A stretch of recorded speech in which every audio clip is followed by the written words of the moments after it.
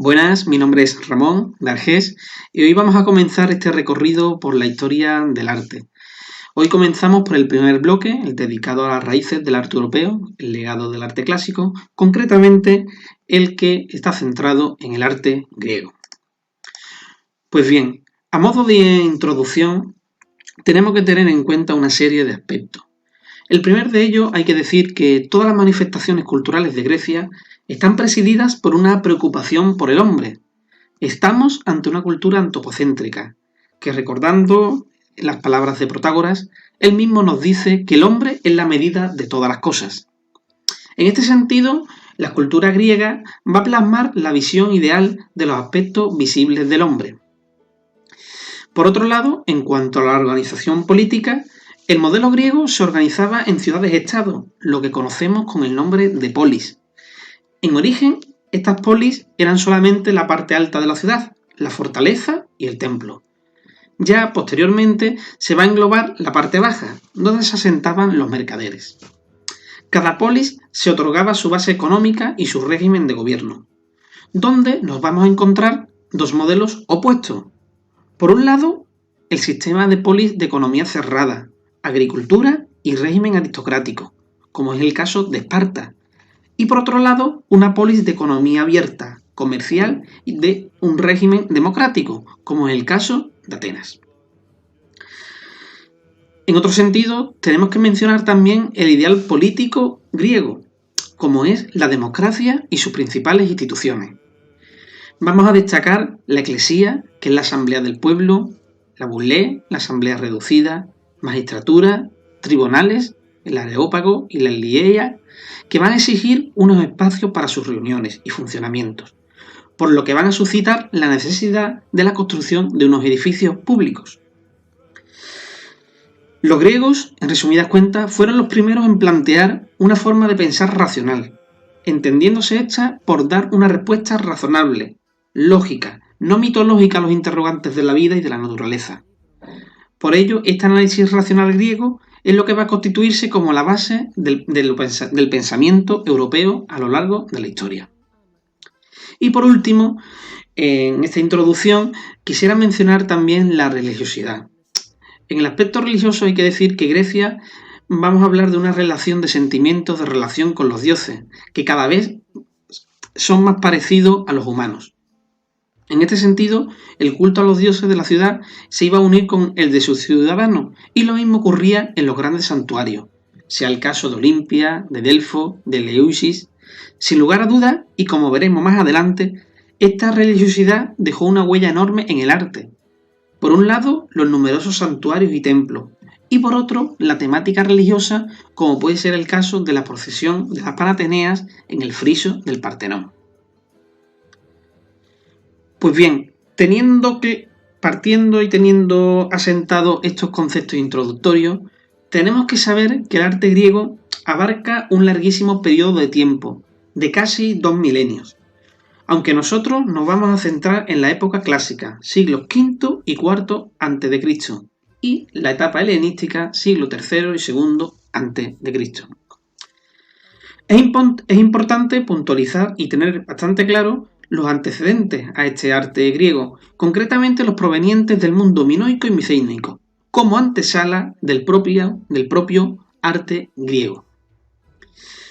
En cuanto a la cultura cretense o minoica, va a tener una cronología entre el 1800 y 1300 a.C. Se desarrolló en las islas de Creta, en una civilización rica y culta. Su principal edificio arquitectónico y centro de sus manifestaciones es el palacio. Se tratan de edificios de una arquitectura compleja. El más conocido de todos ellos, y el más importante, fue el Palacio de Cnosos. El Palacio de Cnosos está dispuesto con un patio central y en torno a él se articula una serie de dependencias, lo que dio lugar, por su distribución laberíntica, al conocido mito del laberinto del Minotauro. En cuanto a los palacios, estos estaban decorados con pinturas murales, de gran colorido y vistosidad. Se trataban de pinturas al fresco y reflejaban temas de la vida diaria, como es el caso de este fresco sobre la tauromaquia del Palacio del Noso. También nos encontraremos representaciones marinas, como es el que podemos observar. Y por último, destacar también la cerámica que iba a estar decorada con motivos geométricos y naturales. Pues bien, una vez visto la cultura cretense y minoica, nos vamos a ir a la cultura micénica. La cultura micénica se desarrolló entre el 1400 y 1100 a.C., en la península del Peloponeso. Se trata de una cultura guerrera, y así lo atestiguan las murallas que rodeaban sus ciudades, murallas a las cuales se accedían por unas puertas. Aún a día de hoy, en la actualidad, conservamos la Puerta de los Leones en Micenas, que es la que podéis ver en la imagen.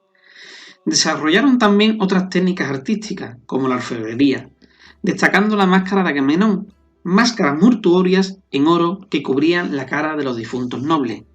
En este sentido, hay que poner ya un poco en camino que ya cuando veamos el arte romano, pues vamos a ver cómo comienza la realización de los retratos. Bueno, los retratos vienen de aquellas máscaras que se hacían también en época etrusca y provenientes, sin lugar a dudas, de la interrelación con estas máscaras que se realizaban en el mundo micénico. Pues bien, el ocaso de la cultura micénica ocurrió en torno al 1100 a.C., cuando un pueblo procedente del norte, los dorios, invadieron el Peloponeso y pusieron fin al desarrollo de esta cultura. Será a partir de aquí donde se irán construyendo la cultura griega, y periodo donde surgen los famosos poemas homéricos de la Ilíada y de la Odisea. En cuanto a los órdenes arquitectónicos, hay que saber que la arquitectura griega no pretende deslumbrar, sino ser un producto de la razón. Por este motivo está llena de números, proporciones, ritmos y medidas. Las sucesivas partes de un edificio se van deduciendo a partir de un módulo inicial, casi siempre el diámetro de la columna. Como características generales hay que tener en cuenta los siguientes aspectos. En primer lugar, es que se trata de una arquitectura arquitrabada, basada en líneas verticales y horizontales. Hasta mitad del siglo V a.C., el material más usado fue el conglomerado o piedra arenisca, y ya posteriormente, en la época clásica, se introdujo el mármol, como es el caso del templo de Apolos en Delfos o el del Partenón. En tercer lugar, se utilizaban también colores, que hoy desgraciadamente no se conservan, como el azul para los triglifos o el rojo en las metopas. Y en cuarto lugar, para lograr una completa armonía visual, se tuvieron que hacer correcciones a las medidas matemáticas. Por ejemplo, se hicieron curvaturas del entablamento y del estilobato para evitar el efecto de vencimiento por el centro. Se inclinaron las columnas hacia adentro para impedir la sensación de caída y crear el llamado efecto piramidal. Éntasis de las columnas, para impedir el efecto de concavidad que tienen las columnas de lados rectos. Se le dio mayor anchura de las columnas de los ángulos para anular la sensación que tienen las columnas de lados rectos. Y una desigual distancia en los espacios entre las columnas. Pues bien, estas 5 correcciones que he mencionado es lo que va a hacer que se logre una completa armonía visual en todo el conjunto arquitectónico. Producto de la importancia que los griegos dieron al orden racional fue la creación de los órdenes arquitectónicos. En primer lugar, hablaremos del orden dórico. El orden dórico expresaba fuerza y severidad, robustez en la construcción. La columna va a carecer de basa y el fuste es tallado en arista viva y muestra un ensanchamiento en la parte central, lo que se conoce con el nombre de éntasis. En cuanto al capitel, consta de 2 piezas, una abajo, denominada equino, que es una pieza convexa, y encima un dado cuadrangular. Sujeto por las columnas hay un entablamento, con 2 niveles, arquitrabe y friso, y en el friso se alternaban triglifos y metopas. En segundo lugar, hablaremos del orden jónico. El orden jónico es más esbelto y elegante. La columna tiene basa y el fuste no tiene éntasis, suele ser más alto que el dórico y no va a presentar aristas vivas, sino suaves acanaladuras. En cuanto al capitel, el capitel jónico va a estar decorado con volutas enrolladas en espiral, mientras que el arquitrabe está dividido en 3 bandas. El friso es una banda corrida que rodea a todo el edificio. Y por último, hablaremos del orden corintio. El orden corintio se incorporó a partir del siglo IV a.C. Es el más esbelto y decorado de los 3. Su gran diferencia sustancial con el resto es el capitel decorado con hojas de acanto. La hoja de acanto hay que saber que es la planta originaria de la zona mediterránea. Pues bien, una vez vistos los 3 órdenes clásicos, podemos deducir la importancia de la columna para la arquitectura griega, considerada un elemento fundamental para el templo, ya que el edificio, el templo, simbolizaba la armonía entre el cielo y la tierra. Vamos a pasar ahora a hablar del siguiente punto del tema, el dedicado al templo griego, el Partenón. La religión griega prescribía ceremonias del culto al aire libre. La asamblea de fieles se congregaba en un paraje sagrado y allí hacía su ofrenda en torno a un altar. Allí mismo escuchaban la voz del oráculo y santificaban las leyes. Fue a partir del siglo VII a.C.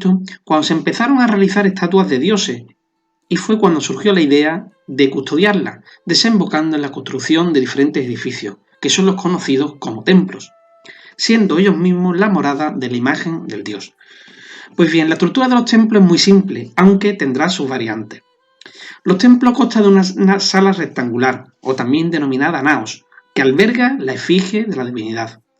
Va a estar precedido por un pórtico delantero, o abierto, que se denomina pronaos, secundada en el extremo opuesto por otro pórtico, en este caso cerrado, llamado opistodomo.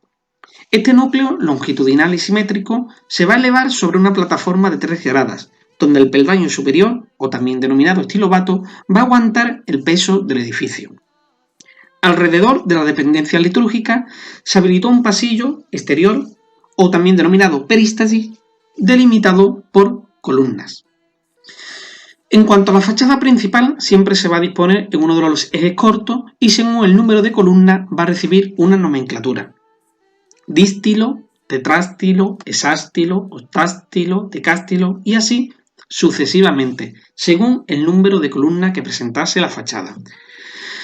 Si el templo solo presenta columnas en la fachada principal, diremos que se trata de un templo próstilo. Si presenta columnas en ambas caras, en ambas fachadas, diremos que se trata de un templo anfipróstilo. Si está rodeado por columnas en una hilera por todo el edificio, diremos que se trata de un templo perítero, mientras que si la hilera es doble de columnas, diremos que es un templo díptero. En definitiva, la arquitectura templaria es una arquitectura alquitrabada, y en época clásica, sobre todo, como ya he comentado anteriormente, el material fundamental será el mármol, cuyas piezas se iban a unir mediante grapas.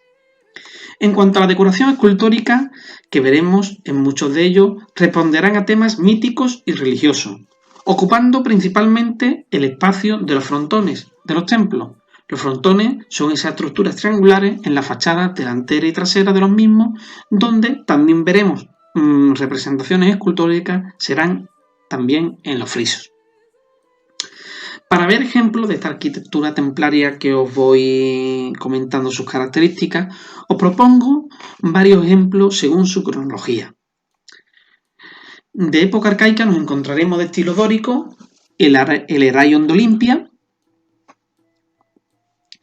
el Artemision de Corfú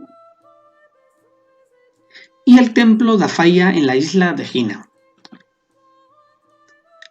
De estilo jónico nos encontraremos el Heraion de Samos y el Artemision de Éfeso. Y ya en épocas clásicas veremos el templo de Zeus en Olimpia y los templos de la Acrópolis de Atenas, con el Partenón, el Erechtheion y el templo de la Atenea Nike. Y por último, de época helenística, veremos el templo de Apolo en Dídima. Pues bien, Una vez realizado un recorrido por la arquitectura templaria griega, vamos a centrarnos en analizar y en describir el Partenón de Atenas. El Partenón de Atenas es un templo octástilo, anfipróstilo, períptero, que a pesar de su destrucción y de los expolios padecidos, sigue siendo el emblema universal del arte griego. Se concibió como expresión del agradecimiento que sentían los atenienses por la diosa Atenea, que la había conducido a la victoria sobre los persas, mostrando así la prosperidad de la época dorada de los griegos, como fue la época de Pericles.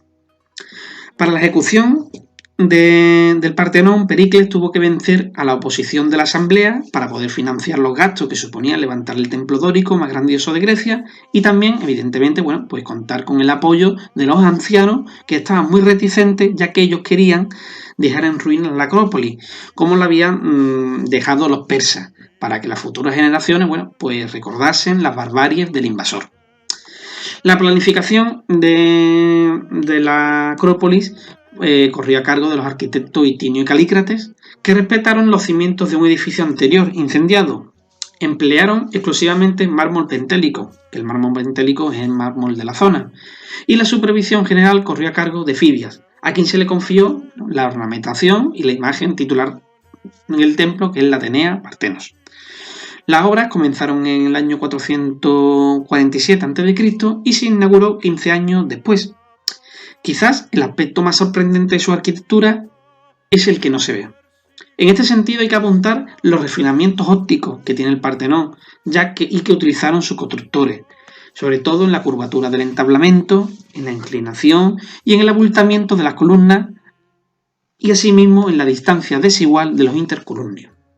Pues bien, antes de pasar a desarrollar la labor escultórica de Fidias, sí quisiera apuntar otros edificios anexos al Partenón que forman parte del conjunto de la Acrópolis de Atenas, como es los propíleos, que constituye la entrada monumental a lo que es la Acrópolis, el Ereiteion y el templo de la Atenea Nike. Pues volviendo a lo que iba comentando, vamos a centrarnos en la figura de Fidias, que va a llevar a cabo toda la decoración escultórica del Partenón. Va a realizar todo un programa iconográfico donde se podía contemplar tanto el origen de Atenea y el milagro que saltó su patronato de la ciudad, como otros episodios que ahora os iré explicando. Por un lado, nos centraremos primero en los frontones. Hay que recordar que los frontones son esa parte triangular que corona los templos en ambas fachadas, delantera y trasera.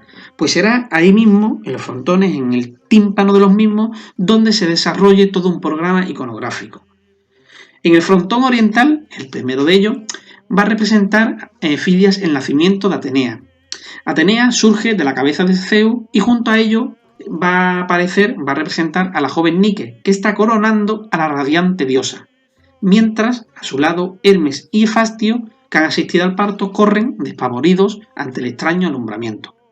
Pues bien, estas imágenes, que componen el núcleo central del frontón, se perdieron y tan solo se conoce por descripciones literarias y por el dibujo que en el año 1674 realizó el pintor Carrey, poco antes de estallar la guerra veneto-turca, y que hizo que una bomba veneciana impactara en el Partenón y explotase el mismo, ya que el Partenón era un polvorín usado por los turcos.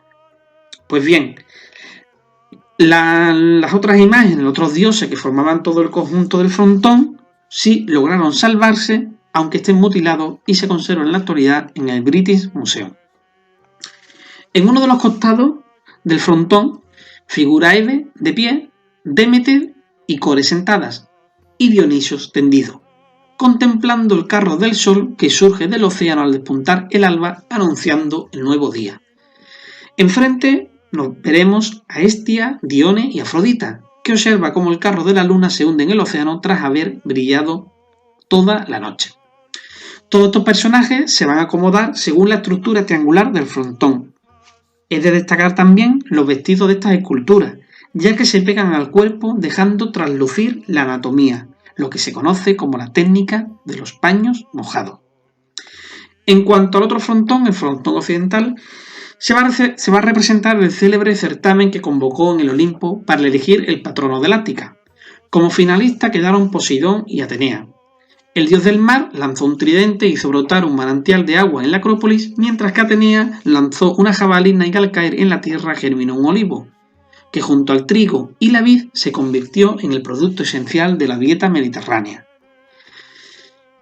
Los dioses y los héroes dieron como vencedora a Atenea. Una vez vistos los frontones, vamos a ver ahora las metopas. Bueno, las metopas son un total de 92 metopas. Están distribuidas en bloques de 14 y 32. Se corresponden a las fachadas menores, situadas en los lados este y oeste, y en los flancos mayores orientados al sur, al sur y al norte. Por seguir un orden en la explicación, diremos que en todas las metopas se van a ir representando pues, una serie de escenarios, y en la zona oriental nos encontraremos la representación de la gigantomaquia. En la zona occidental, la amazomaquia. En el costado septentrional, la guerra de Troya. Y en la zona meridional veremos la centauromaquia. Pues junto a los frontones, las metopas, pues nos quedan hablar sobre el friso de las Panateneas. Cuando la estructura dórica del Partenón concluyó, Fidias decidió realizar un friso jónico para narrar aquel ceremonial que seguían los atenienses durante las grandes fiestas estivales de las Panateneas, que se realizaban todos los 28 de julio. Ese ritual consistía en esa subida del pueblo de Atenas hacia la Acrópolis. En el friso se van a recoger todo ese ceremonial: jinetes, carros, músicos, portadores de odres, ánforas, ramos, en fin, todos los elementos que constituía el ceremonial para celebrar las fiestas estivales de las Panateneas. Pues bien, como curiosidad y para finalizar el apartado de la arquitectura templaria y la descripción del Partenón, hay que decir que la mayor parte de las esculturas del Partenón se encuentra en el British Museum, como ya anteriormente he comentado. Fueron llevadas allí en el año 1822 por el británico Lord Elgin, y en la actualidad existen trámites para la recuperación de dicho patrimonio por las autoridades griegas y conservar allí, en Atenas, en Grecia, los restos patrimoniales de su historia.